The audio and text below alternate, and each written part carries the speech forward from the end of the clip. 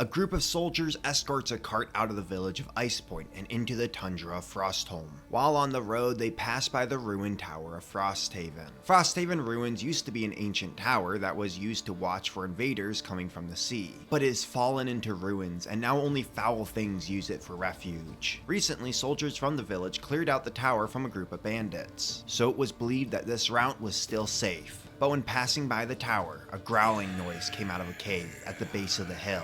And to the horror of the soldiers, even worse enemies emerged. Frostwalkers. This is episode 2 of my mock series building my fantasy world of Frostholm. Now, I've been working on building out the village of IcePoint. The palisade that rings the town has gotten bigger, but I need a lot more pieces to finish it. I've also started the base of future plates for this project. Now if you want to see the future parts of this mock, don't forget to like and subscribe. So while I waited for more parts, I decided to build a base plate that featured a different part of Frostholm. This plate is heavily inspired by the old raised base plates that had a road or waterway going through it. In the front left corner I eventually want to build a tree, but right now I just have a tree stump there. I did use some parts to make this little mound look like it had roots coming out of it. Through the middle of this plate is the same road style I used for the last part of this mock. I have a bad habit of making roads a bit too square, so I really try to avoid that this time. Next to the road is a carved out hill. In one part of the bottom I have a small cave. Now in the future I'd love to update this cave. Maybe even have a whole cave system that goes to other plates. Like the back of the base plate is just flat, so I would love to put some cave systems going through it. Now right now I don't know if I'm going to put a base plate next to this to build this hill out even more, or if this is going to be the edge of the build. If this is the edge of the build, I want to put more detail into that wall and make it look like there's a cave system going through it, maybe have some fun scenes going on, because if I'm displaying this at conventions, I think it's a cool detail people will like. Also, I want to try to not waste space in this mock. I also use this ice piece and put a skeleton behind it to make it look like a figure had frozen into the wall. In the future, I'd love to put an Easter egg there, so comment down below figures you think I should put there. So in building the hill, I try to put other pieces besides flat pieces into it to give it some texture, because I really didn't want this to look like a Minecraft snow hill. I also mixed in some gray and dark green parts so it wasn't so white. I also added in some transparent parts to give a bit of an ice feel to it. I definitely want to improve upon this hill in the future, but I think what I got right now is still pretty good. So on my pick-a-brick wall, they recently had these twig pieces, so I sprinkled that in to add some like dead foliage into this build. In the future, I definitely want to add in some pine trees, but I need to get the right parts first. Now I wanted a small cart my troops could be protecting, so I made this pretty simple cart that I might update in the future. Now I didn't have the right color small chains, so I came up with this design to make it look like the chest was strapped down.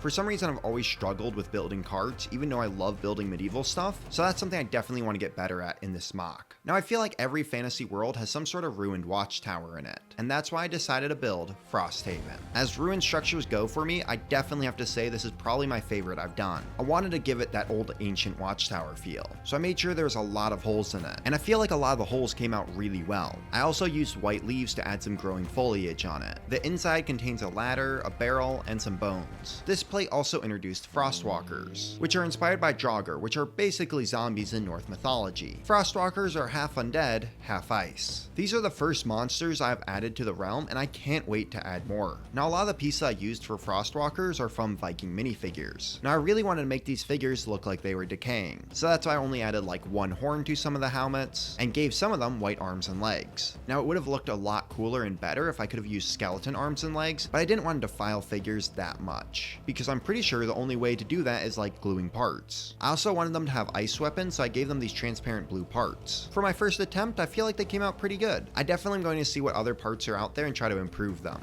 Frostwalkers are also very important to the lore of Frostholm. These monsters appearing in Frostholm means an old evil has returned. But that's a story that will be told in a future part of this mock.